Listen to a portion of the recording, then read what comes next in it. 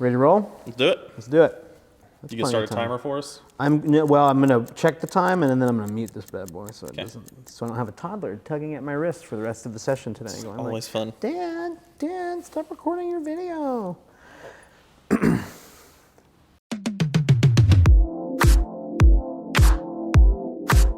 Hey everybody, it's Chris and Casey from Lofty, and we're here talking today about top things we think engineering firms need to be thinking about with regards to technology and innovation in the year 2022. It's exciting stuff. We're really looking forward to it. Well, Chris, we're not an engineering firm. We're not? Not a real engineering firm. We're a software engineering firm. That would mean something different. So what we're talking about today is traditional engineering firms, civil, mechanical, transportation, these sort of things. That's not what we do, but that's what our clients tend to do. And we've gotten the perspective of being a software development consulting company, working with these types of customers. And I think we've got a little bit of visibility into some of the challenges that they're facing and what their top problems the top problems that we're starting to see across the industry as a whole. So we're going to give you our perspective on that. So if you're a partner, C-suite, VP, or a domain specialist at an engineering firm, you like this kind of content, you want to figure out how to be innovative, be sure to hit the subscribe button and stick around for more. Absolutely. What's the first one, Chris? What we got over there? The first thing we're going to talk about today is remote data capture, what that means and how you guys need to be thinking about doing it. Yeah. Remote data capture, that's a very broad thing, and I don't even know if that's the term. It is now. That's right. You heard it here first. We just made it. What I'm talking about there, what we're thinking of when we think of remote data capture is talking about data collection that doesn't involve a human being making direct observations.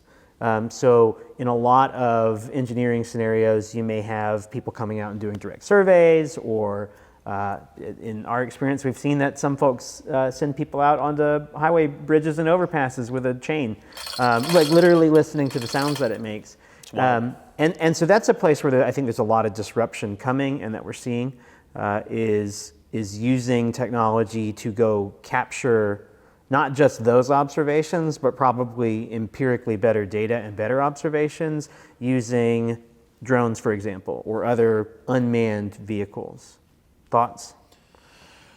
It really begs the question, right? Like, what are firms thinking about doing? Because if we're thinking about inputs, it's so easy to get bogged down in how we've done things, scaling the business, modeling for efficiency instead of innovation. And that's the thing we talk about a lot, is removing the restrictions when you think about driving towards efficiency in your business, and instead modeling yourselves on innovation instead of efficiency, which is organically less efficient.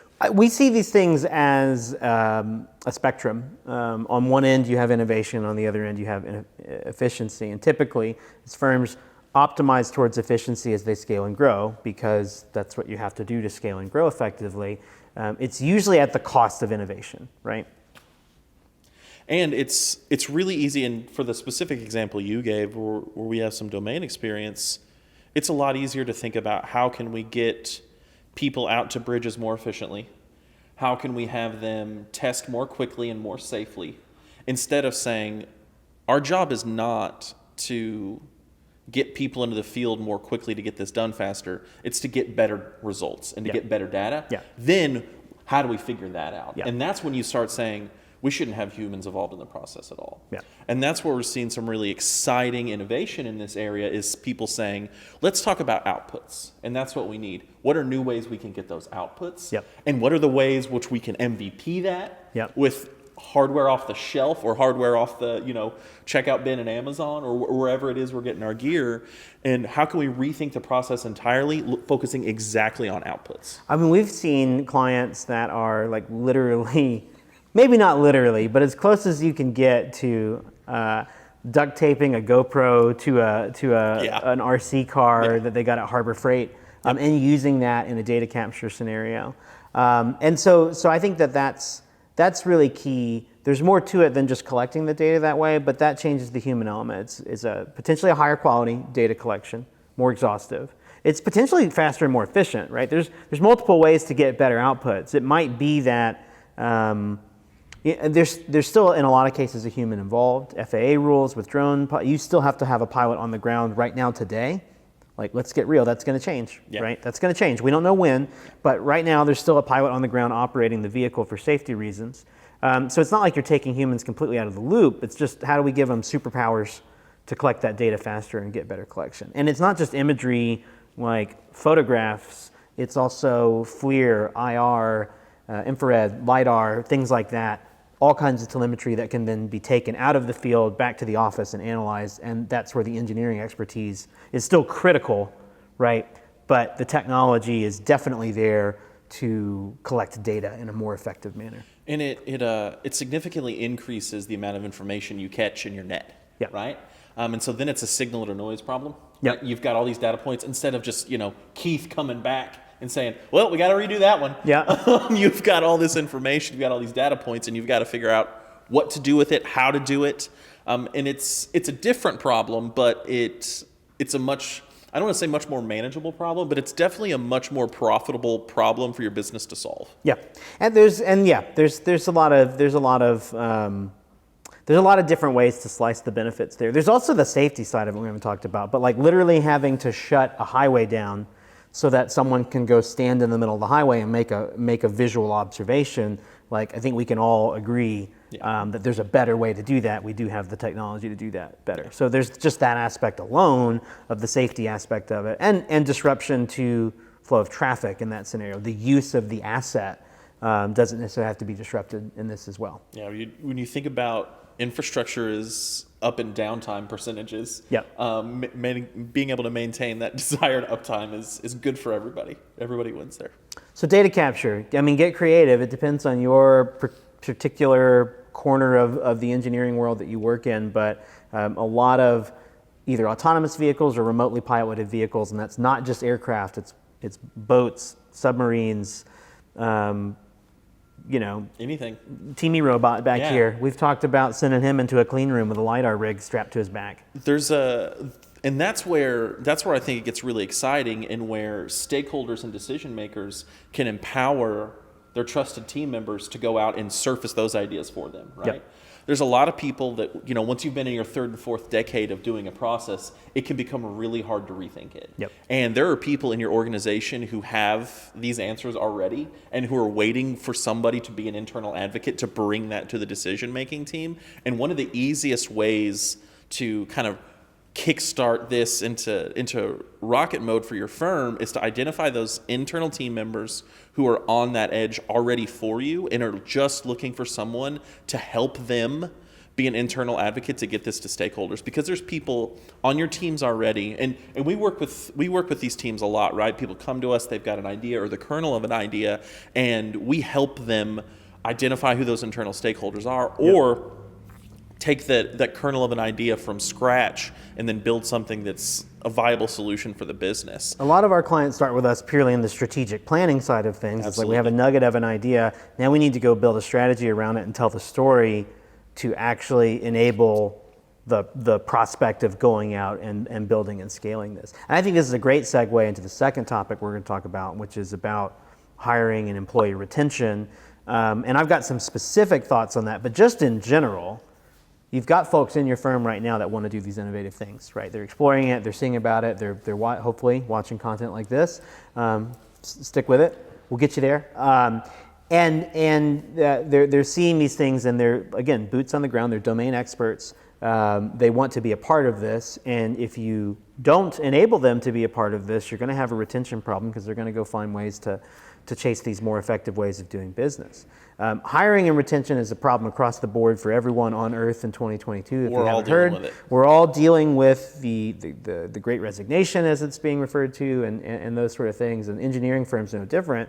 But chasing some of these innovative ideas may be one of the things that's holding your firm back if you're not out there doing it. So, and when you're thinking about what retention looks like, what employee engagement, satisfaction, all those kinds of things, one of the pivot points for that is rethinking what your organization does to produce the outputs you need. And a big one of those is data science. Absolutely. And so one of the things that I've observed, even before Lofty as a firm, our firm started to pivot and focus itself specifically into architecture, engineering, and construction as a vertical for us. Still across the board, we would sometimes engage with a client and witness a strategy that was based around outsourcing their data science capabilities. Like the recognition was there, right? That there's some science here, there's an avenue for machine learning, there was an advocate that got it there, but at some point a decision was made that that's not what we do. That is the type of thing that we need to outsource and hire an external firm. And most of the time I agree with that line of thinking. I mean, we're not good at accounting.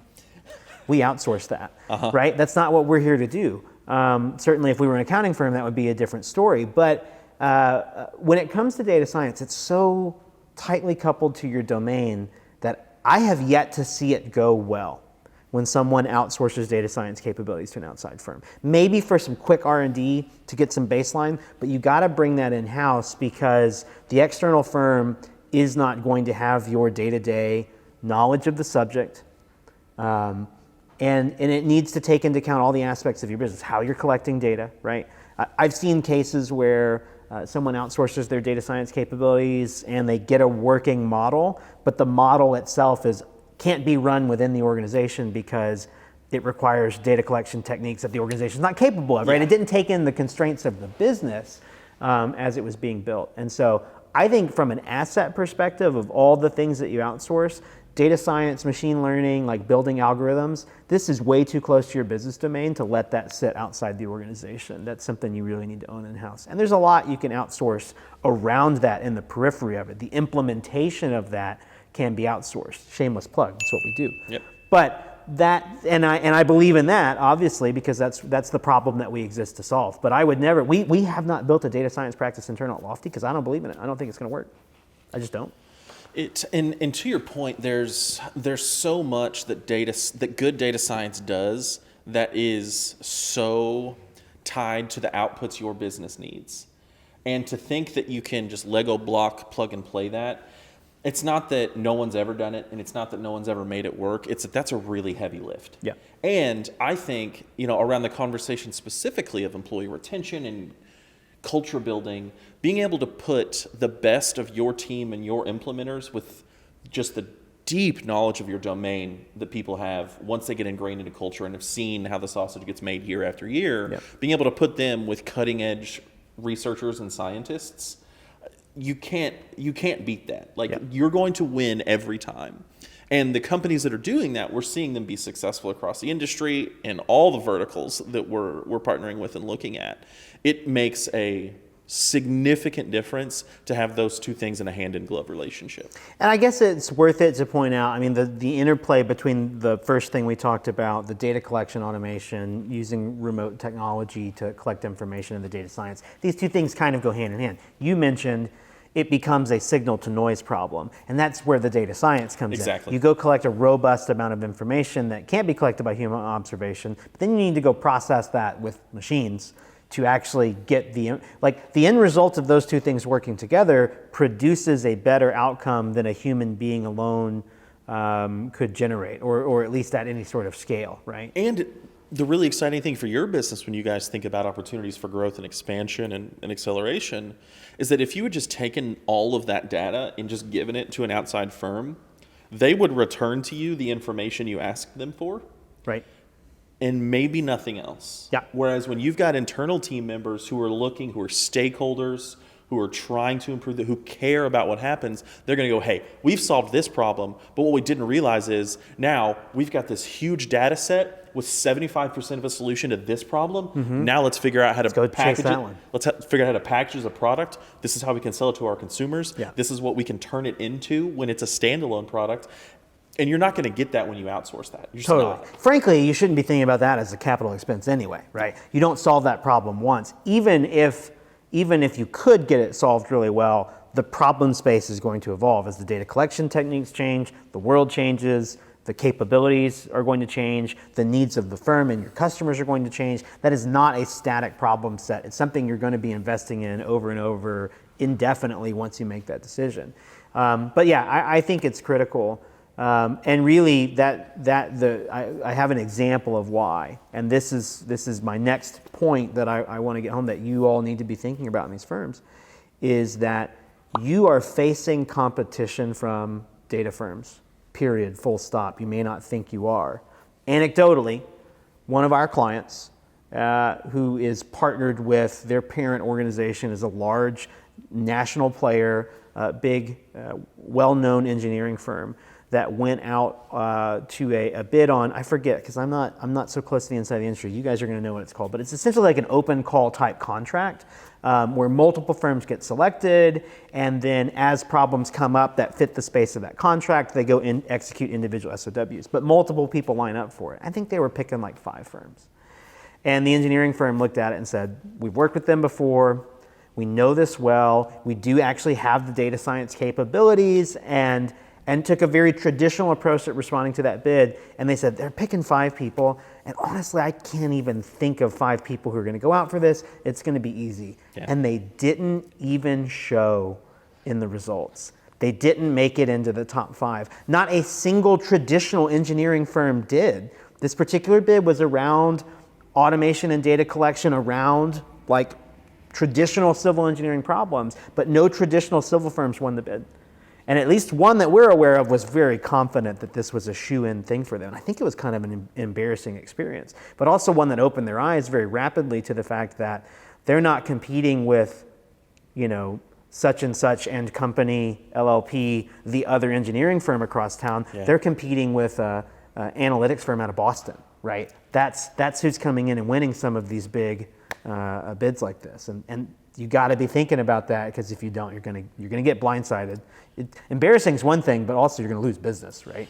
That's the thing, right? Like if we think about that on a continuum trajectory, that's how companies go out of business. Yeah, is not understanding what they're actually in business of, and who their real competitors are. And I'll give you a really good example is consolidation in grocery stores. Grocery store operators continue to think of themselves as brick and mortar retailers, and they're not. They're food logistics companies. Yep. And they're getting beat out by companies that own no brick and mortars that are better at food logistics. Yep. And it's the same thing across industries. And we've seen it play out, right? Software is just swallowing everything in its path, yep, maniacally. And it's going to be the same thing. But it's a really exciting inflection point in the industry, because you guys still have all the domain knowledge. Yeah, and the delivery capability, yes, exactly, to go implement whatever the solution is, right? And so being able to now say, full stop, pump the brakes, let's talk about the solution to this. Yeah. And it's very small pieces of bringing in data science and that ML and that AI expertise and combining it with the world-class teams you've already built. I have a huge bias here, given my career and the type of firm that we operate and the way that I see the world. But for what it's worth, if I were picking what kind of engineering firm I wanted to run today, we would be a domain specialist. We own the ability to solve the core problems, and it's technology augmented. And frankly, I would leave most of the bidding of the by the hour implementation work to someone else if I could, though there is plenty of reason, there's plenty of money to be made vertically integrating those two things, right? And I think that's what we're going to see. I think you're going to have a lot of savvy implementation firms that have the engineering staff on hand, because you have to, right? And we're not talking about replacing engineers either. Absolutely for the foreseeable future, no matter what the robots tell you, someone's going to have to stamp it and have a human accountability. Some firm's going to have to back that up with accredited engineers. That problem's not going away. How do you make those folks more effective in their decision-making process, increase the volume of problems they can solve? Maybe it just increases their account load that they can handle, right?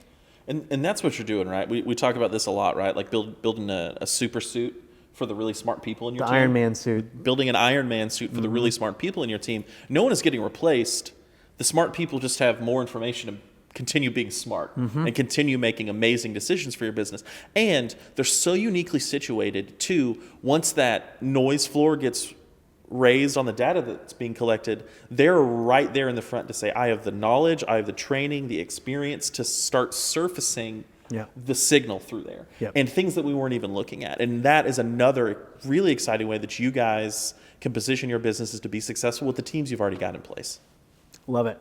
Those are my top thoughts. That's 2022. You should be thinking about that. And honestly, probably for the next several decades as well. But like, I think you're going to see a lot of it this year. I really do. And it's a really exciting space, and it's definitely a space where you guys can supercharge your businesses with, I don't want to say minimal changes because change is always uncomfortable, and even small changes can feel seismic. But identifying some key areas where you guys can use these topics for your business, have some key hires, get some buy-in from team members, and some excitement around doing some real new innovation. Yeah. If you're looking for help on that journey of someone to help you come in and maybe identify what some of that like easy to approach first bite type problems are, that's specifically what we do here, and we will love working with our clients on those types of problems. So be sure to reach out to our Director of Sales and Marketing here, Chris Allen, and thank you all. Have a great rest of your week. Yeah, have a great rest of all your time. Yeah, whatever it is. This is the new war. This isn't live. That's right. We don't know where you are, what you're doing. Yeah, but I hope it's going great for you guys. Enjoy that. Yeah, we'll see you and we'll talk to you soon, guys. Thanks, everybody. Bye.